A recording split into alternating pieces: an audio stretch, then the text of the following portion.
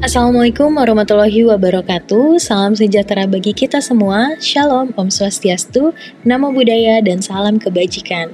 Yang saya hormati Bapak Ibu dosen dan teman-teman LSPR Postgraduate Program, atas nama rekan-rekan saya, Diandita Amelia Permadani, Alivia Yulita Rahmi, dan saya sendiri Febrian Karam dan Nesya Putri, kami dari jurusan Marketing Communication Management Batch 18 akan mempresentasikan proyek non-tesis kami yang berjudul Perencanaan Komunikasi Pemasaran untuk meningkatkan brand awareness pesawat terbang N219 PT Dirgantara Indonesia di pasar domestik.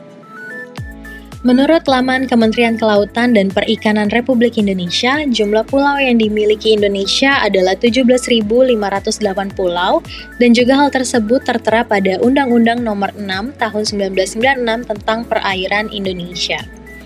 Indonesia juga memiliki kontur dengan banyak perbukitan dan pegunungan. Dengan keadaan geografis dan karakteristik yang demikian, hingga saat ini Indonesia masih memiliki banyak daerah yang termasuk dalam kategori 3TP, terpencil, tertinggal, terluar, dan perbatasan, serta wilayah-wilayah terisolasi atau yang belum seutuhnya tersambung dengan wilayah perkotaan. Tantangan keadaan ini membuat sulitnya menjangkau wilayah tersebut, baik melalui darat maupun laut, karena pembangunan dan infrastruktur transportasi yang belum memadai.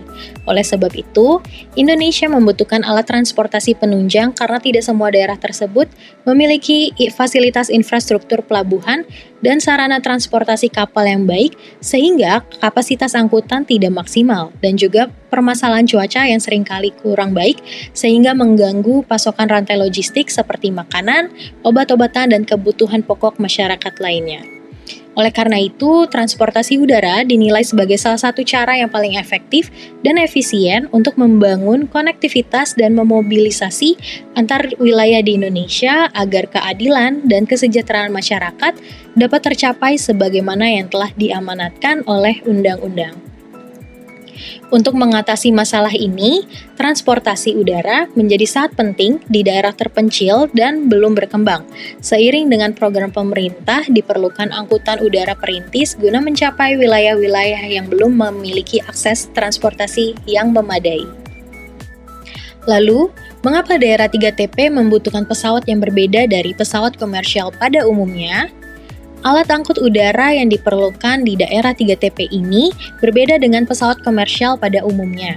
Daerah ini memerlukan pesawat angkut dengan kapasitas di bawah 30 kursi karena keadaan dan keterbatasan fasilitas serta peralatan bandar udara yang ada untuk mendarat. Misalnya, tidak adanya alat bantu navigasi, landasan pacu yang pendek dan tidak rata, serta kondisi landasan pacu yang tidak memungkinkan untuk pesawat jenis lain mendarat karena masih berupa landasan tanah ataupun rumput. Pesawat perintis sangat didukung oleh pemerintah, terutama untuk daerah 3TP karena beberapa alasan yang penting. Pertama, persoalan logistik. Menurut Dirjen Perhubungan Udara Polana B. Pramesti, program ini menjadi prioritas untuk mendukung visi dan misi Presiden dalam memastikan penggunaan APBN yang fokus dan tepat sasaran. Kedua, pesawat perintis membantu menurunkan disparitas harga kebutuhan pokok di seluruh wilayah Indonesia, khususnya di daerah terpencil dan terisolir.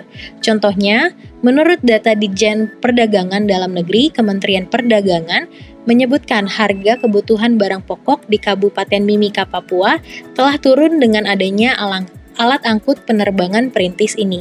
Penurunan harga kebutuhan pokok ini diantaranya terjadi pada harga minyak goreng dari Rp100.000 per liter menjadi Rp50.000 per liter. Harga ayam ras juga menurun dari Rp200.000 per kilogram menjadi Rp100.000 per kilogram. Dan juga yang terakhir, efisiensi waktu.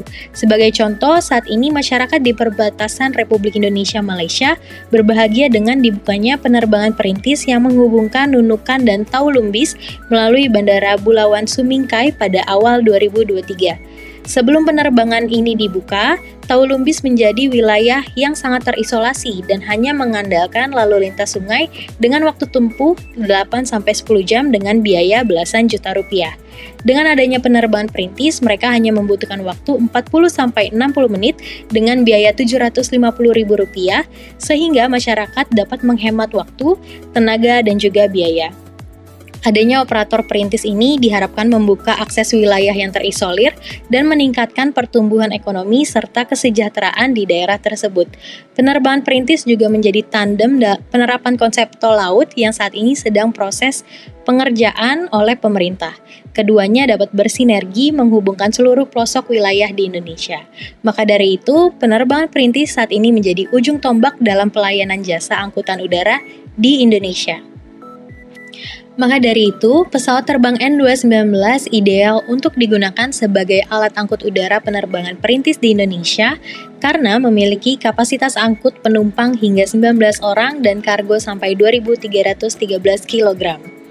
Pesawat ini mampu lepas landas dan mendarat di landasan pendek dan sempit dengan take off ground roll 375 meter dan landing ground roll 192 meter. Pesawat terbang N219 juga memiliki biaya operasional yang terjangkau, sehingga dapat dioperasikan oleh maskapai penerbangan perintis. Pesawat juga telah lolos uji sertifikasi dari Direktorat Kelaikudaraan dan Pengoperasian Pesawat Udara. Dengan dimilikinya sertifikasi ini, pesawat N219 diharapkan dapat menjadi awal dari kebangkitan kembali industri dirgantara Indonesia yang kemudian dapat membantu mengisi kebutuhan penerbangan konektivitas dan perintis di pelosok Indonesia dan mengakselerasi pertumbuhan ekonomi Indonesia secara lebih merata. PT Dirgantara Indonesia menyadari potensi N219 untuk berkontribusi pada program pemerintah dalam melayani rute-rute perintis yang dapat menjadi alat yang efektif dalam mencapai tujuan pembangunan di daerah-daerah 3TP di Indonesia. Namun, hingga saat ini brand awareness pesawat terbang N219 masih rendah. Faktor yang menyebabkan brand awareness pesawat N219 masih rendah antara lain masih kurangnya promosi dan sosialisasi dari PT Dirgantara Indonesia. Maka, tujuan dari perencanaan komunikasi pemasaran ini adalah untuk meningkatkan brand awareness N219 dari tingkat brand recognition ke brand recall di kalangan target pasar di Indonesia. Brand awareness yang tinggi akan membuat produk ini lebih dikenal dan diingat oleh konsumen. Hal ini akan meningkatkan peluang produk untuk dibeli oleh target market pesawat terbang N219. Selanjutnya, saya akan menjelaskan penelitian terdahulu untuk dasar penyusunan non-tesis proyek kami, yang mana ada 10 penelitian terdahulu yang meneliti digital marketing dalam objek mereka. Bagaimana mereka mendesain strategi bisnis dengan menggunakan Sostek sebagai metodenya, dengan tujuan akhir yakni meningkatkan brand awareness pada proyek yang mereka teliti. Adapun beberapa teori dan konsep yang akan kami gunakan dalam non-tesis project kami, yakni yang pertama adalah komunikasi pemasaran dan manajemen pemasaran dari Kotler dan Keller tahun 2016. Dilanjut dengan teori Integrated Marketing Communication atau IMC dari Kotler dan Armstrong pada tahun 2004. Selanjutnya ada dari Percy 2023 dan teori IMC dari Belch and Belch tahun 2011. Yakni teori ini adalah sebagai metode untuk menyelaraskan dan mengintegrasikan berbagai elemen pemasaran agar semua berjalan sejalan. Dalam IMC ini ada 10 bagian, dari mulai advertising, promotion, sponsorship and event marketing, experimental marketing, product placement and brand content, packaging, trade shows and fairs, personal selling, direct marketing, dan public relation, yakni teori dari Percy tahun 2023. Dilanjut dengan teori dari Chavez and Smith tahun 2017 untuk metode yang kami gunakan yakni metode Sostek dari singkatan Situation and Analysis, Objective, Strategy, Tactics, Action, and Control. Teori selanjutnya adalah teori B2B atau Business to Business dari Simon Hell tahun 2022. Yang mana pemasaran bisnis atau pemasaran industri sebuah produk atau layanan kepada perusahaan atau organisasi lain. Teori ini kami gunakan karena pemasaran bisnis pesawat N219 kepada perusahaan atau organisasi lain. Teori terakhir dari David Acker 2009 yakni brand awareness untuk tujuan project non-tesis kami yang mana akan mengubah dari level brand recognition naik ke brand recall. Bisa dilihat ada piramida brand awareness dari Acker ini. Dengan level terendah yaitu unaware of brand, dilanjut dengan brand recognition pada level kedua, pada level ketiga ada brand recall, dan level yang tertinggi adalah top of mind.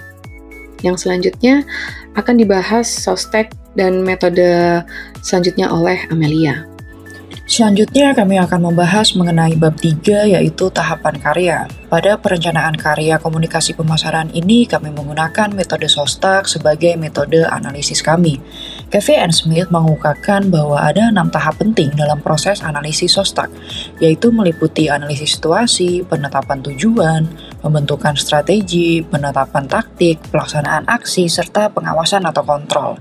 Keseluruhan tahapan ini menjangkau berbagai aspek komunikasi pemasaran mulai dari perencanaan, analisis, hingga tahap evaluasi. Analisis situasi dalam perencanaan proyek ini akan mengkaji faktor-faktor eksternal dan internal melalui penerapan analisis SWOT.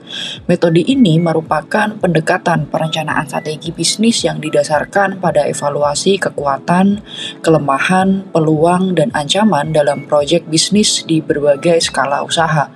SWOT terbentuk dari 4 aspek evaluatif, yaitu yang mencakup aspek kekuatan atau strength, kelemahan atau weakness, peluang atau opportunities, dan ancaman atau threat. Penggunaan analisis SWOT ini dalam konteks ini sangat krusial untuk mengidentifikasi faktor-faktor strategis produk pesawat terbang N219. Setelah memahami situasi dan kondisi pesawat terbang N219 yang telah dianalisis pada tahap awal yaitu analisis situasi, langkah berikutnya adalah menetapkan tujuan yang ingin kita capai. Pendekatan yang kami lakukan dalam perencanaan karya ini adalah menggunakan SMART Objective. SMART Goals atau SMART Objective adalah metode atau kerangka yang digunakan sebagai panduan dalam penetapan tujuan.